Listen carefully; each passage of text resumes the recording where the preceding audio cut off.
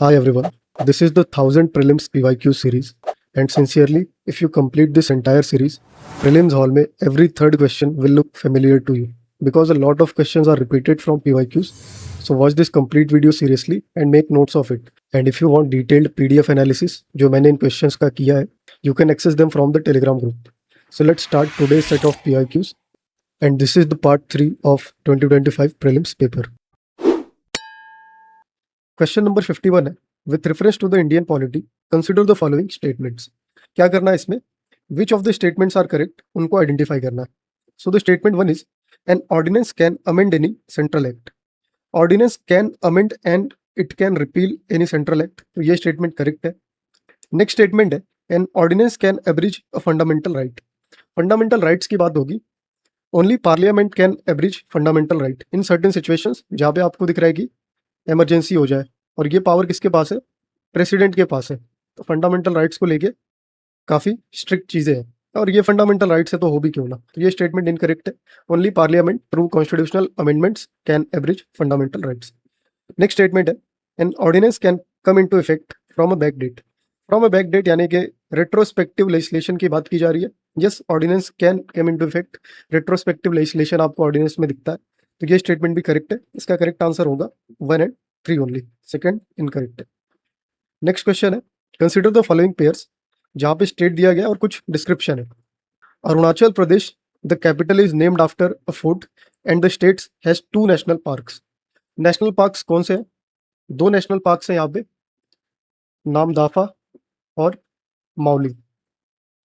Namdapha and Mauli 2 national parks can be seen here.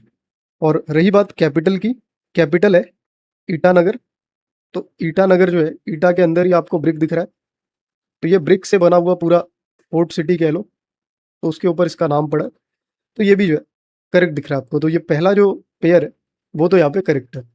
Next pair क्या है, नागालैंड की बात हो रही है. The state came into existence on the basis of a constitutional amendment act. देखो, कॉन्स्टिट्यूशनल अमेंडमेंट एक्ट के बेसिस पे इसका एग्जिस्टेंस नहीं है. इसका एग्जिस्टेंस आपको दिखता है स्टेट ऑफ नागालैंड एक्ट से, जो कि आपको 1962 में दिखा है. State of Nagaland act of 1962, इसकी वजह से नागालैंड जो है वह एग्जिस्टेंस में आता है. अब इसमें आप कंफ्यूज क्यों हो सकते हो, क्योंकि 1962 के आसपास आपको 13th कॉन्स्टिट्यूशनल अमेंडमेंट एक्ट भी दिखा है, और इस एक्ट के अंदर क्या हुआ है, नागालैंड को स्पेशल स्टेटस जो है वो ग्रांट किया गया. तो इससे आप कंफ्यूज कर सकते हो, लेकिन ये चीज़ आपको क्लियर होनी चाहिए. तो ये तो इनकरेक्ट हो गया. इसके बाद है Tripura. Initially a part C state, it became a centrally administered territory with the reorganization of states in 1956 and later attained the status of a full-fledged state. ये स्टेटमेंट भी करेक्ट है, क्योंकि यहाँ पे जो सेंट्रली एडमिनिस्टर करने की बात कर रहे हो आप, वो 1956 में देखने को मिला है रीऑर्गेनाइजेशन एक्ट से, रीऑर्गेनाइजेशन ऑफ स्टेट से. और इसके बाद अगर आप बात करोगे, जो फुल फ्लेज्ड स्टेट का जो स्टेटस है, ये इसको नॉर्थ ईस्ट रीऑर्गेनाइजेशन एक्ट से मिला है, जो कि 1971 का एक्ट है. इसके अंदर और कौन से स्टेट्स हैं जिनको फुल स्टेट का जो स्टेटस मिला है, तो इसके अंदर त्रिपुरा तो चलो एक हो गया, यहाँ पे आपने देख लिया. अलॉन्ग विद दैट आपको मणिपुर भी दिखता है.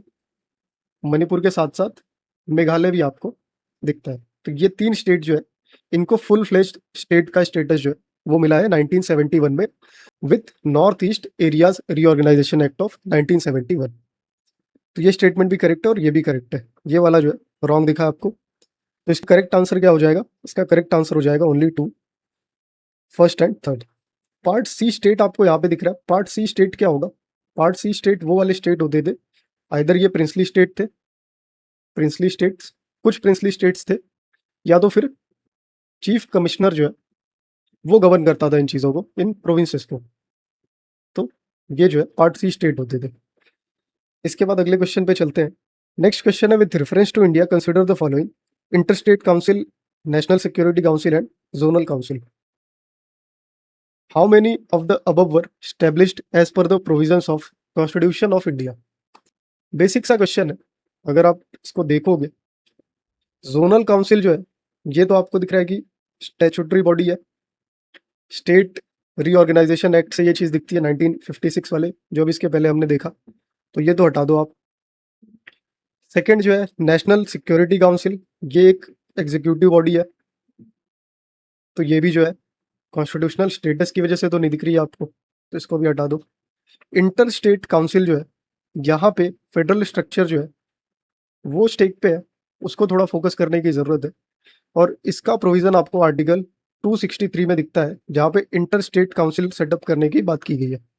तो ये जो है कॉन्स्टिट्यूशनल मेंशन इसका दिखता है आपको, बाकी इन दोनों का मेंशन नहीं दिखता। तो इसका करेक्ट आंसर क्या होगा? ओनली वन इसका करेक्ट आंसर होगा, सिर्फ और सिर्फ इंटर स्टेट काउंसिल को कॉन्स्टिट्यूशन ऑफ इंडिया में स्पेस दी गई है। नेक्स्ट क्वेश्चन है, कंसिडर द फॉलोइंग स्टेटमेंट्स, और इसमें बताना है which of the statements are correct. First statement है, the constitution of India explicitly mentions that in certain spheres the governor of a state acts in his her own discretion. तो देखो कुछ cases में discretion तो है, governor को भी है, प्रेसिडेंट को भी है। वो डिस्क्रिशनरी पावर्स कब दिखती हैं आपको? गवर्नर के केस में प्रेसिडेंट्स रूल में आपको ये पावर दिखती है आर्टिकल 356 के under.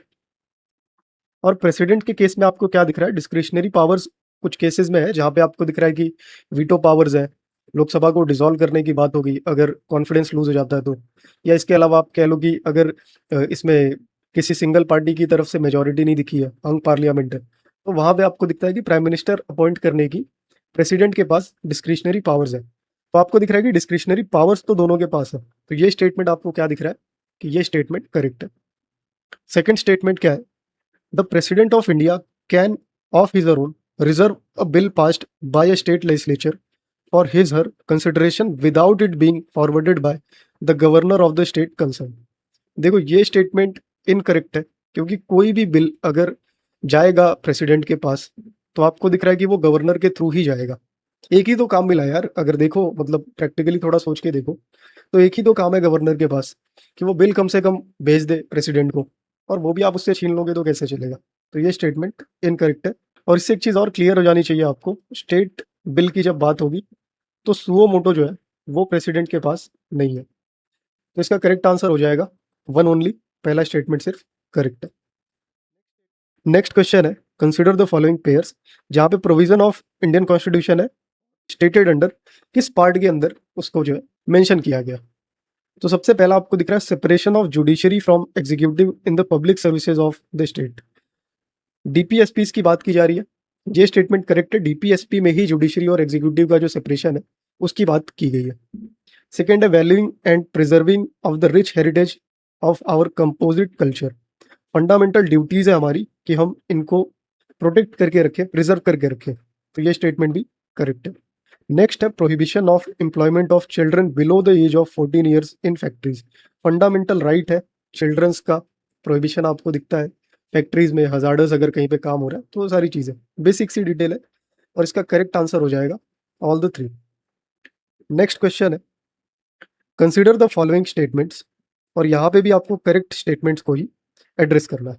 With reference to the constitution of India, if an area in a state is declared as scheduled area under the fifth schedule, the state government loses its executive power in such areas and a local body assumes total administration. Total administration की अगर बात करोगे तो ऐसा कभी भी हो नहीं सकता कि हम टोटल एडमिनिस्ट्रेशन दे दें और गवर्नमेंट जो है अपना पावर वहाँ से हटा ले। तो पावर तो रहेगी, कुछ ना कुछ तो हम कंट्रोल करके रखेंगे, नहीं तो फिर एक केओस हो जाएगा। तो यहाँ पे ये स्टेटमेंट तो इनकरेक्ट आपको दिख रहा है। खास करके फिफ्थ शेड्यूल की अगर बात करें तो वहाँ पे आपको दिख रहा है कि इस तरीके का कुछ प्रोविजन है नहीं। अगर हाँ सिक्स्थ शेड्यूल की बात करोगे, यहाँ पे कुछ ऑटोनॉमस डिस्ट्रिक्ट काउंसिल्स आपको दिखते हैं जिनके पास स्पेशल ऑटोनॉमी है सेल्फ गवर्नेंस की, और वो भी हमने दिया हुआ है कि ट्राइबल्स जो है उनके कल्चर को प्रोटेक्ट किया जा सके और वो सारी चीज़ें, तो उनको कुछ स्पेशल ऑटोनॉमी दी गई है। लेकिन फिफ्थ शेड्यूल में ऐसा कुछ नहीं है। तो शेड्यूल एरिया कोई भी होने दो, स्टेट का जो एडमिनिस्ट्रेशन है वो हमेशा होगा, लेकिन कुछ सिचुएशन में क्या होगा, लिमिटेड कंट्रोल होगा। तो ये स्टेटमेंट इनकरेक्ट है। स्टेट जो है कभी भी एग्जीक्यूटिव पावर पूरी तरीके से लूज नहीं करेगा। अगला स्टेटमेंट क्या है, the union government can take over the total administration of such areas under certain circumstances on the recommendations of the governor. On the recommendation of the governor किया तो जा सकता है, करेक्ट तो है, लेकिन पार्शियली करेक्ट है। क्यों पार्शियली करेक्ट है? क्योंकि फिफ्थ शेड्यूल के अंदर ये चीज़ नहीं है, ये चीज़ अलग से आपको दिखता है 356 के अंडर में और ना कि फिफ्थ शेड्यूल के अंदर। तो ये स्टेटमेंट इनकरेक्ट हो जाएगा, क्योंकि फिफ्थ शेड्यूल से रिलेटेड बात करनी थी। वैसे तो ये स्टेटमेंट करेक्ट है। इसका करेक्ट आंसर क्या होगा? इसका करेक्ट आंसर होगा neither one nor two. Next question है, with reference to India consider the following pairs. Organisation दिया हुआ है और यूनियन मिनिस्ट्री दिया हुआ है आपको। एक क्वेश्चन इस तरीके का और दिखा था आपको 25 में, जो कि इकोनॉमी का क्वेश्चन था, जिसके अंदर डिपार्टमेंट या ऑर्गेनाइजेशन था और मिनिस्ट्री दी गई थी और उसके फंक्शंस थे। तो इसके पहले के पार्ट में वो कवर हो चुका है। इसमें क्या दिया गया, the national automotive board, ministry of commerce and industry. Automotive board से रिलेटेड एक अलग से मिनिस्ट्री आपके पास, ministry of heavy industries and public enterprises. तो ये तो इनकरेक्ट हो गया। इसके बाद है the coir board, ministry of heavy industries. Coir board की बात करोगे, स्मॉल मिनिस्ट्री आपको दिखेगी, एमएसएमई के अंडर जो है ये बोर्ड आपको दिखेगा, क्योंकि कॉयर बोर्ड उतना बड़ा भी नहीं है ना। कॉयर की बात करोगे, बहुत ज़्यादा बड़ी इंडस्ट्री है नहीं, तो ये स्टेटमेंट भी इनकरेक्ट है, ये एमएसएमई के अंडर आपको दिखेगी। इसके बाद है the national centre for trade information, ministry of MSME. यार ट्रेड इंफॉर्मेशन की बात हो रही है और ट्रेड की बात हो रही है, तो यहाँ पे एमएसएमई का कोई ऐसा रोल दिखेगा नहीं। ट्रेड की बात होगी तो ministry of commerce and industry की बात होगी, तो ये भी स्टेटमेंट इनकरेक्ट है। इसका करेक्ट आंसर क्या होगा, नन, कुछ भी करेक्ट नहीं है इसमें। नेक्स्ट क्वेश्चन है, consider the following subjects under the constitution of India. Subjects under the constitution of India. पहला है list one, union list in the 7th schedule. इसका मेंशन आपको दिखता है, सेंटर स्टेट रिलेशनशिप की बात कर लो, वहां से रिलेटेड है। सेकेंड है extent of the executive power of a state. Executive power of a state की बात हो रही है, वही सेंटर स्टेट रिलेशन की ही बात होगी। क्या एक्सटेंट है उसका, कहाँ तक एग्जीक्यूटिव पावर स्टेट को दी जाएगी, क्योंकि हमने क्वासी फेडरल जो है स्ट्रक्चर को फॉलो किया, यूनिटरी बायस के साथ उसको हमने फॉलो किया, और बहुत बेसिक इन्फॉर्मेशन है, इनिशियली आप यही सब पढ़ते हो, तो ये दोनों स्टेटमेंट ही करेक्ट है। थर्ड स्टेटमेंट क्या है, conditions of the governors office for a constitutional amendment with respect to which of the above ratification by the legislatures of not less than one half of the states is required before presenting the bill to the president of India for assent। States का अगर ratification आप मांगने लग गए constitutional amendment के लिए, सोच के देखो, बहुत ज़्यादा डिले होगा प्रोसेस, फेडरल स्ट्रक्चर से कुछ लेना देना है नहीं, तो स्टेट को क्यों आप लेके आओगे। तो यहाँ पे पार्लियामेंट्री स्पेशल मेजोरिटी काम करेगी, ना कि ये जो रेटिफिकेशन है वो आपको दिखेगा। रेटिफिकेशन आपको सेंटर स्टेट की बात होगी तो ही दिखेगा। तो ये स्टेटमेंट इनकरेक्ट आपको दिख रहा है, इसका करेक्ट आंसर हो जाएगा 1 एंड 2 ओनली। नेक्स्ट क्वेश्चन है, with reference to the Indian polity consider the following statements. Correct आपको इसमें से बताना है। फर्स्ट स्टेटमेंट क्या है, the governor of a state is not answerable to any court for the exercise and performance of the powers and duties of his office. देखो, जब governor और प्रेसिडेंट की बात होती है, तो जो भी पावर्स या फिर जो भी ड्यूटीज उनकी होती है वो किसी के कहने पे होती है, तो आंसरेबल ये लोग नहीं होते, तो ये स्टेटमेंट करेक्ट है। अगला स्टेटमेंट है, no criminal proceedings shall be instituted और continued against the governor during his her term of office. During his her term of office, यहाँ पे एब्सोल्यूट इम्यूनिटी मिली हुई है, क्योंकि जब भी वो काम करेगा, एड एंड एडवाइस या तो काउंसिल स्टेट वाली होगी या तो फिर जो हमारी सेंट्रल काउंसिल है उसके एड एंड एडवाइस पे काम करेंगे ये लोग, गवर्नर और प्रेसिडेंट। तो यहाँ पे एब्सोल्यूट इम्यूनिटी मिली हुई है, तो ये स्टेटमेंट भी करेक्ट है। अगला स्टेटमेंट है, members of a state legislature are not liable to any proceedings in any court in respect of anything said within the house. देखो, सुनने में तो एक्सट्रीम लग सकता है, लेकिन जो भी हमारे स्टेट लेजिस्लेचर कह लो, लोकसभा के मेंबर कह लो, इन सभी को इम्यूनिटी मिली हुई है। कंप्लीट फ्रीडम ऑफ स्पीच की अगर बात करोगे उसके अंडर इन सभी को ये इम्यूनिटी है कि कुछ भी बोल दो, कहाँ पे लेकिन बोलोगे, विद इन द हाउस होना चाहिए, तभी आप लायबल नहीं होगे। अगर इसके बाहर कुछ बोलते हो तो फिर दिक्कत है। तो ये स्टेटमेंट भी करेक्ट है, तो इसका करेक्ट आंसर हो जाएगा 1, 2 एंड 3। इसके बाद अगला क्वेश्चन है, consider the following activities, production of crude oil, refining, storage and distribution of petroleum, marketing and sale of petroleum products, production of natural gas. How many of the above activities are regulated by the Petroleum and Natural Gas Regulatory Board in our country? देखो, regulatory board की बात हो रही है, तो वहाँ पे production का कुछ लेना देना होगा नहीं, प्रोडक्शन टोटली डिफरेंट चीज़ है, तो ये दोनों ऐसे ही इनकरेक्ट हो जाएंगे। इसका करेक्ट आंसर हो जाएगा ओनली 2। क्योंकि रिफाइन कर सकते हो, स्टोरेज कर सकते हो, डिस्ट्रीब्यूट के लिए कुछ रेगुलेशन दे सकते हो, मार्केट के लिए, सेल के लिए कुछ रेगुलेशन दे दोगे चलेगा। लेकिन नेचुरल गैसेज़ और क्रूड ऑयल के प्रोडक्शन की बात होगी, तो इनके अलग से ऑर्गेनाइजेशंस हैं। यहाँ पे ओएनजीसी आपको दिख रहा है, यहाँ पे ऑयल इंडिया दिख रहा है। तो ये सब इन सारी चीज़ों को रेगुलेट करेंगे, खास करके प्रोडक्शन को ये सारी ऑर्गेनाइजेशन लीड करेंगी। तो इसका करेक्ट आंसर हो गया only 2, second and third. Next question is, suppose the revenue expenditure is 80,000 crores and the revenue receipts of government are 60,000 crore rupees. The government budget also shows borrowings of 10,000 crores and interest payments of 6,000 crores. Which of the following statements are correct? तो देखो, revenue expenditure है 80,000 crore, revenue receipts है 60,000 करोड़ और borrowings है 10,000 करोड़ की और interest payments भी है 6,000 करोड़ की। तो गवर्नमेंट के पास पैसा कितना है पहले वो देख लो। ये 60,000 है, बोरोविंग किया ये 10,000 है और इंटरेस्ट पेमेंट आया ये 6,000 है और उसके एक्सपेंडिचर 80,000 करोड़ है। अब देखते हैं आगे इसने क्या हमसे कहने की कोशिश की है। रेवेन्यू डेफिसिट की बात किया इसने, इसका कहना 20,000 करोड़ है। रेवेन्यू डेफिसिट क्या होता है? रेवेन्यू डेफिसिट की अगर बात करोगे, रेवेन्यू एक्सपेंडिचर में से रेवेन्यू रिसीट्स को हटा दो, जो हमारा एक्सपेंस है उसमें से जो हमें मिला है, जो हमने कमाया है उसको हटा दो। तो यहाँ पे क्या दिख रहा है आपको? रेवेन्यू एक्सपेंडिचर 80,000 है और रिसीट्स कितनी है? 60,000। तो ये स्टेटमेंट तो करेक्ट है, 80 में से 60 निकाल दो। बेसिक सा कॉन्सेप्ट है। फिर है physical deficit is 10,000 crore. Physical deficit की अगर बात करोगे तो फिजिकल डेफिसिट में क्या दिखता है आपको? टोटल एक्सपेंडिचर की बात होगी माइनस टोटल रिसीट्स, कहीं से भी आने दो। एक चीज ध्यान रखना है, एक्सक्लूडिंग बोरोविंग्स, क्योंकि बोरोविंग्स आपको रिटर्न करनी है ना। अगर यहाँ पे कट कर दोगे तो आगे इसको रिटर्न कैसे करोगे? तो इसको हटा के टोटल एक्सपेंडिचर माइनस टोटल जो भी आपने रिसीव किया वो यहाँ पे काउंट होगा, जिसके अंदर रेवेन्यू रिसीट भी हो सकते हैं और कैपिटल रिसीट भी आपको दिखेंगे। तो इसको अगर आप कैलकुलेट करोगे तो यहाँ पे हमें रेवेन्यू रिसीट्स तो दिया है 60,000, लेकिन कैपिटल रिसीट्स का ऐसा कुछ मेंशन दिख नहीं रहा। तो हम इसमें क्या करेंगे, जो हमारे ऊपर फिजिकल डेफिसिट है वो बोरोविंग्स ही हमारी हो जाएंगी। तो 10,000 करोड़ बोरोविंग्स है, वही हमारे ऊपर फिजिकल डेफिसिट है। तो ये स्टेटमेंट भी करेक्ट है। इसके बाद है प्राइमरी डेफिसिट, ये 4,000 करोड़ है। प्राइमरी डेफिसिट के लिए क्या करोगे, जो भी हमारा फिजिकल डेफिसिट है उसमें से आप इंटरेस्ट पेमेंट्स को निकाल दो तो हमारा प्राइमरी डेफिसिट आ जाएगा, क्योंकि ये जो इंटरेस्ट पेमेंट्स हैं ये एडजस्ट हो जाती है। तो physical deficit minus interest payments जो है वो आपको प्राइमरी डेफिसिट दिखेगा।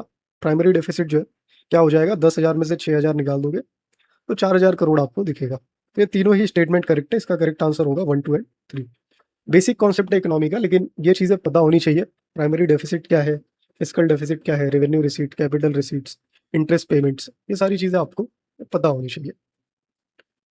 नेक्स्ट क्वेश्चन है, India is one of the founding members of INSTC, a multimodal transportation corridor which will connect India to Central Asia to Europe via Iran, India to Central Asia via China, India to Southeast Asia through Bangladesh and Myanmar, India to Europe through Azerbaijan। देखो, India to central Asia via China, China होके जाएंगे नहीं।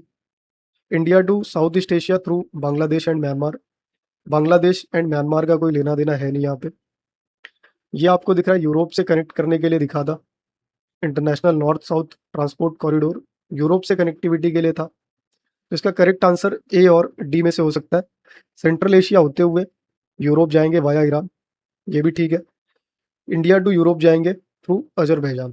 तो देखो, Iran जो है वो ज़्यादा स्ट्रांग क्यों है, क्योंकि फाउंडिंग मेंबर में ईरान भी आपको दिखा था और अजरबैजान से भी होके तो जाता है। ऐसा नहीं है कि INSTC जो है अजरबैजान से होके नहीं जाएगा, ये कुछ ऐसे होते हुए जाएगा। यहाँ पे कह लो कि ये मुंबई है तो ये कुछ ऐसे इससे सेंट्रल एशिया से होते हुए रशिया के अंदर जाएगा, ये सेंट पीटर्सबर्ग के पास।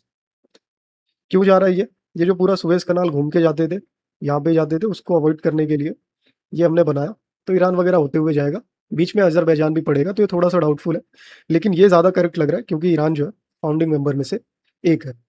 तो ये आपका करेक्ट आंसर होना चाहिए। नेक्स्ट क्वेश्चन है, consider the following statements. Statement 1 है, of the 2 major ethanol producers in the world, that is Brazil and United States of America, the former produces more ethanol than the latter. देखो, USA जो है वो बहुत ज़्यादा ethanol production है उसका, अब ऐसा नहीं कि ब्राज़ील का प्रोडक्शन नहीं है, ब्राज़ील भी जो है सेकंड नंबर पे है, सेकंड लार्जेस्ट प्रोडक्शन ब्राज़ील में ही आपको दिख रहा है। लेकिन यूएस बहुत ज़्यादा आगे है, मार्जिन्स अगर देखोगे तो ऑलमोस्ट डबल जो है प्रोडक्शन आपको यूएस में दिखता है। तो ये स्टेटमेंट तो इनकरेक्ट है। ये करंट अफेयर की न्यूज़ है, तो करंट अफेयर अगर उस टाइम पे आपने कवर किया होगा तो इसको ईज़िली सॉल्व कर सकते हो। अगला स्टेटमेंट क्या है? Unlike in the United States of America, where corn is the principal feedstock for ethanol production, sugarcane is the principal feedstock for ethanol production in Brazil. ये स्टेटमेंट करेक्ट है। जो America है उसमें कौन से प्रोडक्शन दिख रहा है, जो ब्राज़ील है वहाँ पे शुगर केन से आपको इसका प्रोडक्शन दिखता है। तो ये स्टेटमेंट करेक्ट है। इसके आगे तो इसका करेक्ट आंसर क्या हो जाएगा? पहला गलत था, सेकंड करेक्ट था। तो statement 2 is correct but statement 1 is not correct. तो डी इसका करेक्ट आंसर। नेक्स्ट क्वेश्चन है, the World Bank warned that India could become one of the first places where wet bulb temperatures routinely exceed 35 degrees Celsius. Which of the following statements best reflects the implication of above said report? Wet bulb temperature होता क्या है? Wet bulb temperature की अगर आप बात करो तो यहाँ पे टेम्परेचर और ह्यूमिडिटी दोनों को एक साथ मिला के जो है मेजर किया जाता है, वही होता है वेट बल्ब टेम्परेचर। और ये बहुत ज़्यादा डेंजरस है। 35 डिग्री सेल्सियस अगर आप देखोगे तो ये बहुत ज़्यादा रिस्की सिचुएशन में है। तो ऐसी करंट अफेयर में न्यूज़ आई होगी, ये करंट अफेयर की ही न्यूज़ आपको दिख रही है। वैसे इसके कॉन्सेप्ट आप कवर करके रख सकते हो। तो इससे रिलेटेड देखते हैं क्या स्टेटमेंट दिए गए हैं।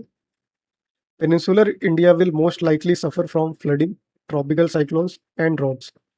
तो ये स्टेटमेंट करेक्ट है, क्योंकि ये जो सिचुएशन है वेट बल्ब टेम्परेचर जब बहुत ज़्यादा हाई हो जाता है, खास करके 35 डिग्री सेल्सियस, इसमें क्या होता है कि बॉडी जो है, बॉडी खुद से कूल डाउन नहीं हो पाती।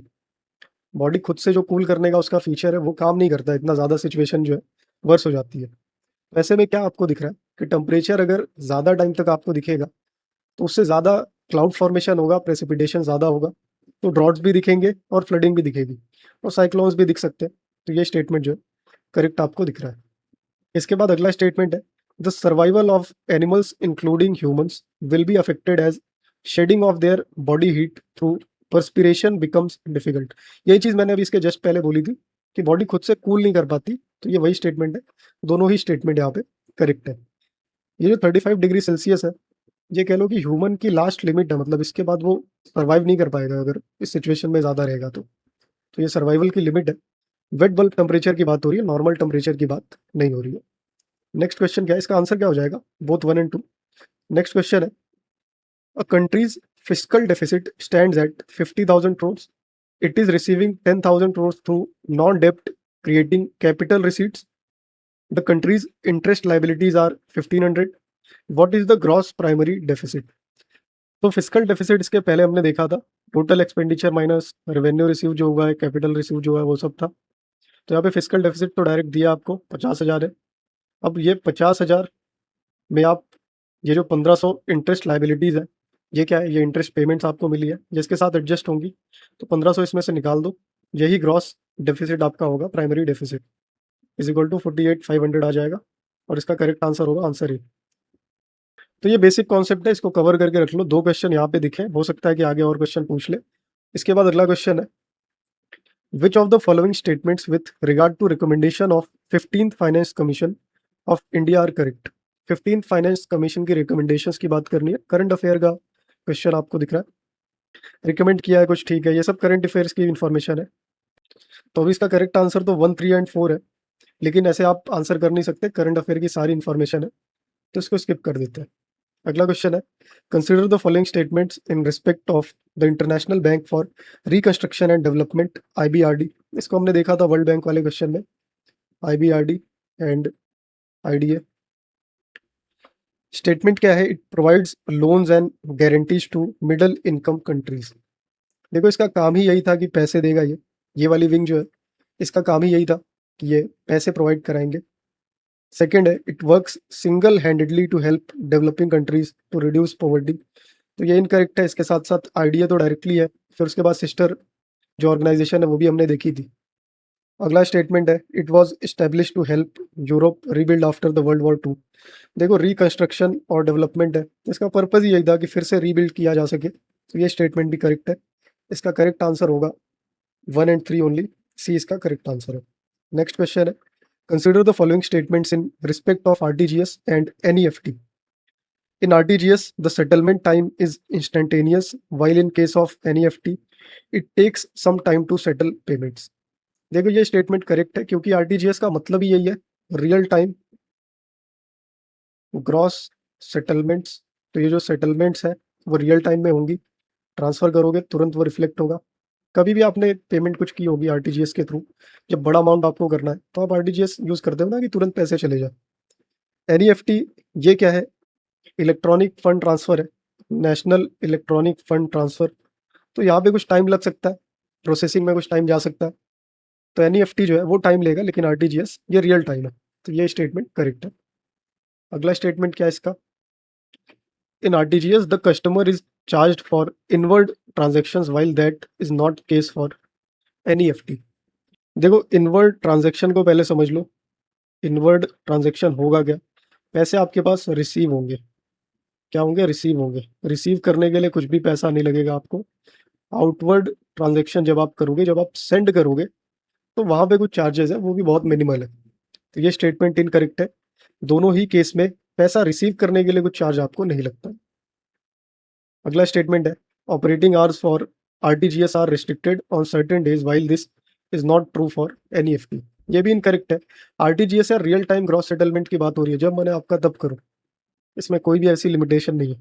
तो ये भी इनकरेक्ट है। इसका करेक्ट आंसर हो जाएगा वन ओनली, जो हमने इसके पहले देखा था कि ये जो इंस्टेंटेनियस है और एनईएफटी जो है वो थोड़ा टाइम इसमें लग सकता है।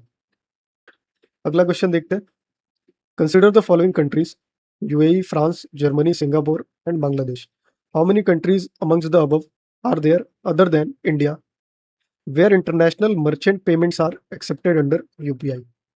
यार देखो ये थोड़ा सा करंट ओरिएंटेड इन्फॉर्मेशन ही आपको दिख रही है कि कौन सी कंट्री ने अडॉप्ट किया है, कहाँ पे यूज हो रहा है। तो यूपीआई की अगर बात करें तो फ्रांस में तो है, यूएई में भी है, और बांग्लादेश में ये नहीं है। यहाँ पे आप कंफ्यूज हो सकते हो। और जर्मनी में ये नहीं है, सिंगापुर जो है वहाँ पे भी आपको दिखता है।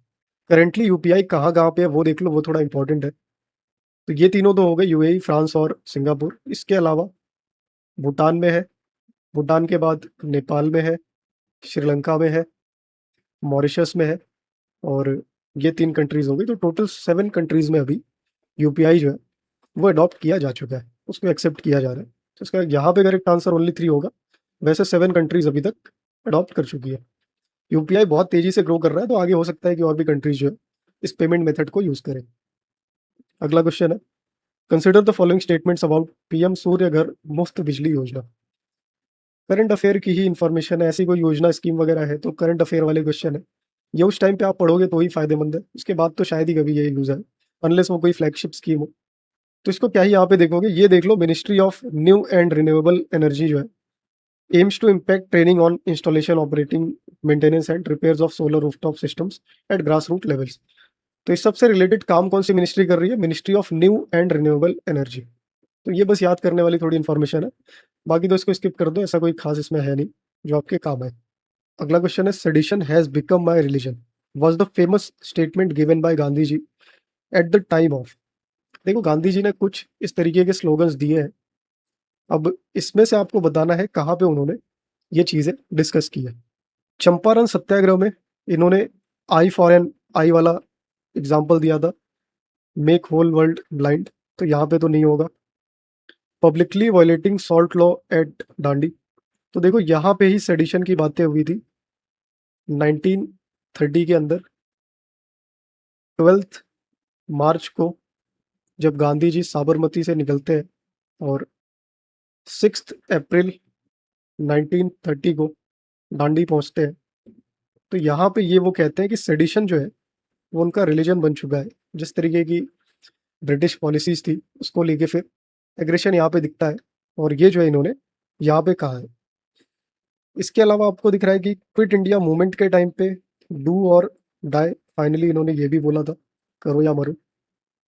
1942 में डू और डाई की बातें हुई, तो ये याद कर सकते हो। इसका करेक्ट आंसर ये है।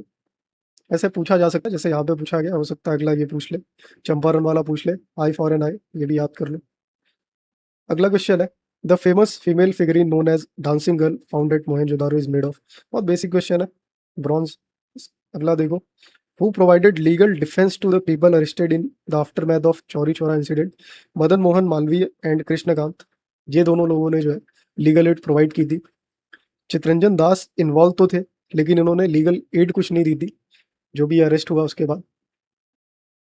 इसके बाद इन्होंने और मोतीलाल नेहरू ने मिलके एक पार्टी बनाई थी, स्वराज पार्टी। तो ये इन्फॉर्मेशन शायद कभी काम आ जाए। इसके अलावा तो कुछ है नहीं, जिन्ना वगैरह तो जाएंगे नहीं।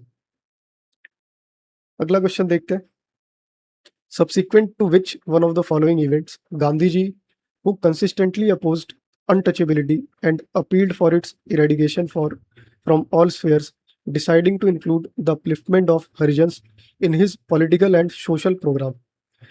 देखो, ये जो हरिजन वाला पूरा आपको देखने को मिला था, ये पूना पैक्ट में ही देखने को मिला है, जहाँ पे गांधी जी ने हरि के जन कहना चालू कर दिया था, हरि के जन अनटचेबल्स को। ये पूना पैक्ट इसका करेक्ट आंसर होगा। गांधी जी ने अनटचेबिलिटी से रिलेटेड एंटी अनटचेबिलिटी लीग जो है उसका भी फॉर्मेशन किया था। तो ये कुछ इन्फॉर्मेशन हो सकता है, आगे पूछ ले।